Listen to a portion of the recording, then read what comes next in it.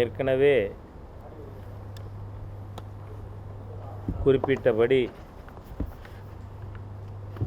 இடஒதுக்கீடு குறித்து காங்கிரஸ் கட்சியில்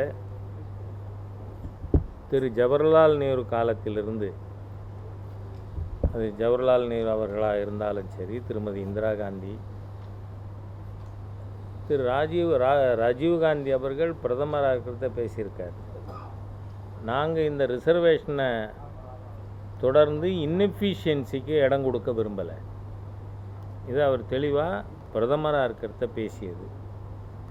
இங்கே தேர்தல் காலத்தில் இவர்கள் ஏதோ பிற்படுத்தப்பட்ட மக்களுக்கு நாங்கள் தான் ஆதரவாளர்கள் அப்படிங்கிறது மாதிரியாக தேர்தல் பிரச்சாரத்தின் பொழுது பேசிய ராகுல் காந்தி, எப்பொழுதுமே நீங்கள் பார்த்தீங்கன்னா ஆழ் மனசில் என்ன இருக்கோ அது திடீர்னு குபீர்னு வெளில வந்துடும். என்ன, அது ரொம்ப நாள் அடைச்சி வைக்க முடியாது. The cat has come out of the bag. இன்றைக்கி அமெரிக்காவில் பேசும்பொழுது அவர் ரிசர்வேஷனை தொடர்ந்து நாம் அமல்படுத்த முடியாது, அது முடிவு கொண்டு வரப்படணும் அப்படின்னு ராகுல் காந்தி பேசியிருக்கார். ஆகவே இதற்கு எதிராக மக்களிடம் அவர்களுடைய உண்மை தன்மையை, நம்ம குறிக்கோள் இண்டி கூட்டணிக்கு தலைமை தாங்குகின்ற காங்கிரஸினுடைய பாராளுமன்ற கட்சி தலைவர், எதிர்கட்சி தலைவராக இருக்கிற ராகுல் காந்தி அவர்கள் எந்தெந்த மாதிரியெல்லாம் அங்கே பேசியிருக்கார் என்கின்ற அவரை மக்கள் மத்தியிலே தோலுரித்து காட்ட வேண்டிய அவசியம் நமக்கு ஏற்பட்டிருக்கிறது. ஏனென்றால் இவங்க பொறுப்புக்கு வந்தாங்கன்னா அது எவ்வளவு டேஞ்சர் பிற்படுத்தப்பட்ட மக்களுக்கு, பட்டியல் சமுதாய மக்களுக்கு என்பதை நாம் மக்களுக்கு புரிய செய்கிறதுக்காக நம்ம எஸ்சி அணியினுடைய மாநில பொறுப்பாளர் திரு வெங்கடேஷ் மௌரியா அவர்கள், கர்நாடகத்தை சேர்ந்தவர், அவர் இங்கே வந்திருக்கார். நாளைய தினம் டிஜிபி அலுவலகத்தில் ராகுல் காந்திக்கு எதிராக கம்ப்ளைண்ட் கொடுக்கறதுக்கு இருக்காங்க. அதுக்கப்புறம் மாநிலம் முழுவதும் 30ஆம் தேதி அன்னைக்கு காங்கிரஸ் கட்சியை, இந்தி கூட்டணியை எதிர்த்து இங்கே ஏன்னா காங்கிரஸ் இஸ் இரலவெண்ட் இன் தமிழ்நாடு, அங்கே டிஎம்கேயோட அப்பண்டேஜ் தான் இருந்தாலும் அதோட கூட்டணியில் இருப்பவர்கள் சமூக நீதி பற்றி ரொம்ப பேசக்கூடிய திராவிட முன்னேற்ற கழகம். அதனால் தமிழ்நாடு முழுவதும் பட்டியல் சமுதாய மக்களுக்கான எஸ்சி அணி, ஓபிசி அணி, இந்த 2 அணியின் சார்பாக ஆர்ப்பாட்டங்கள் நடத்தப்படும்.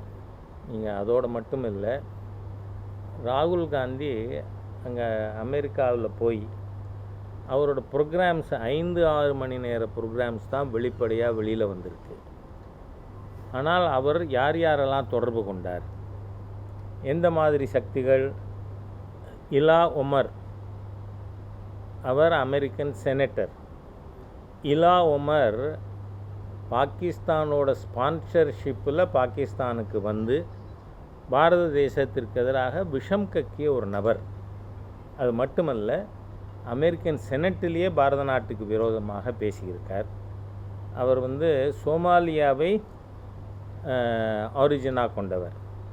அதனால்தான் இன்றைக்கு ரிப்பப்ளிக் பார்ட்டியினுடைய பிரசிடென்ஷியல் கேண்டிடேட் திரு டொனால்ட் ட்ரம்ப் கூட இந்த அம்மா இந்த நாட்டுக்கு எதிராகவே பேசிக்கிட்டு இருக்காங்க, அதனால் இவங்களுக்கு சோமாலியாவுக்கு நம்ம திருப்பி அனுப்பிச்சிடணும் அப்படின்னு பேசக்கூடிய அளவுக்கு அவரோட ராகுல் Gandhi has been ஹாப்னாவிங் with her, a known anti Indian element in America. அதே மாதிரியாக இப்போ பங்களாதேஷில் நடந்திருக்கின்ற கூப், அதில் பிரதானமாக இருந்த ஒரு ஜிஹாதி, அவரோட நீங்கள் பார்த்தீங்கன்னா எந்த அளவுக்கு ஒரு வன்முறை கூட்டமே ராகுலோட போயிருக்கு அமெரிக்காவுக்குன்னு பார்த்தா, திரு சாம் பிட்ரோடா அவர் ராகுல் காந்தி போகிறதுக்கு முன்னாடி அந்த தயாரிப்புகளை பார்க்குறதுக்காக போயிருக்கார். போன இடத்துல அவர் பத்திரிகையாளர்களை சந்தித்திருக்கார். அப்போது இந்தியா டுடேனுடைய நிருபர் ரோஹித் சர்மா அவர் பங்களாதேஷில் காளி கோயில், இஸ்கான் கோவில் இதெல்லாம் கொளுத்தப்பட்டிருக்கு அங்கே வந்து இந்துக்களுடைய வியாபார ஸ்தலங்கள் நொறுக்கப்பட்டிருக்கின்றன. நூற்றுக்கணக்கான இந்துக்கள் கொல்லப்பட்டிருக்கிறார்கள். அதனால் அவர் கேட்ட சாதாரண கேள்வி. ஆகவே அமெரிக்கன் லா மேக்கர்ஸ் கிட்ட ராகுல் காந்தி இந்த பங்களாதேஷ் இந்துக்கள் பற்றி பேசுவாரான்னு.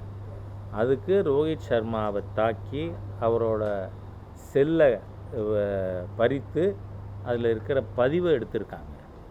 ஆக ஒரு குண்டா டீமோடு போயிருக்காரோ அப்படின்னு தெரியற மாதிரி பேசுகிற இடமெல்லாம் இந்தியாவுக்கு விரோதமாக பேசுது.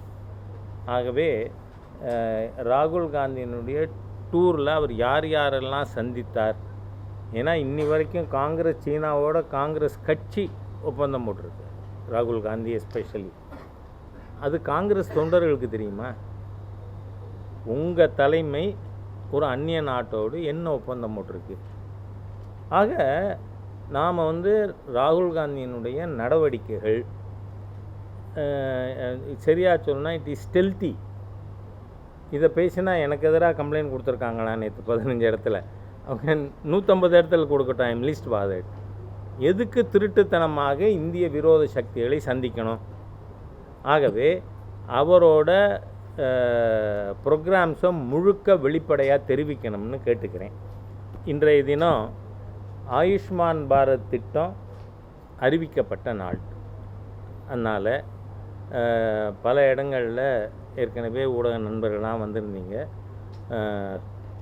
பாரதிய ஜனதா கட்சி சார்பில் மருத்துவ முகாம்கள், இரத்த தான முகாம்கள் ஆகியவை நாம் நடத்தி கொண்டு இருக்கோம். மாண்புமிகு பிரதமர் நரேந்திர மோடி அவர்களுடைய பிறந்த நாள் 17 செப்டம்பர்லேருந்து 15 நாட்கள் அக்டோபர் 2 வரை சேவை முகாம்கள். ஏன்னா மாண்புமிகு பிரதமர் அவர்கள் சேவாகி சங்கடன், சேவை தான் கட்சி அமைப்பே என்பதில் விசுவாசம் உள்ளவர், அதில் நம்பிக்கை வைத்திருப்பவர். அதனால் எல்லா இடங்களிலும் அது நடந்து கொண்டு இருக்குது. இந்த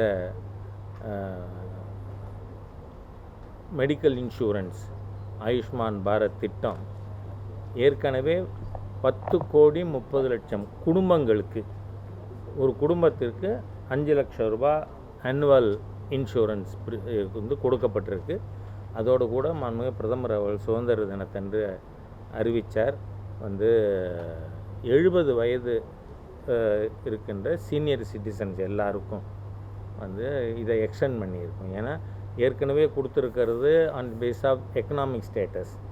இப்போ irrespective ஆஃப் எக்கனாமிக் ஸ்டேட்டஸ் எல்லா senior citizens above 70 years of age அவர்களுக்கு. காரணம் என்னென்னா, என்ன தான் வசதியோடு வாழ்ந்திருந்தாலும் கூட அவங்கள கவனிச்சுக்கிறது கூட ஆட்கள் இல்லாமல், குழந்தைகள் உறவினர்கள் கூட இல்லாத வயதானவர்கள் இருக்காங்க. அதனால் அவர்களுக்கு இந்த ஆயுஷ்மான் பாரத் திட்டமானது நீட்டிக்கப்பட்டிருக்கு.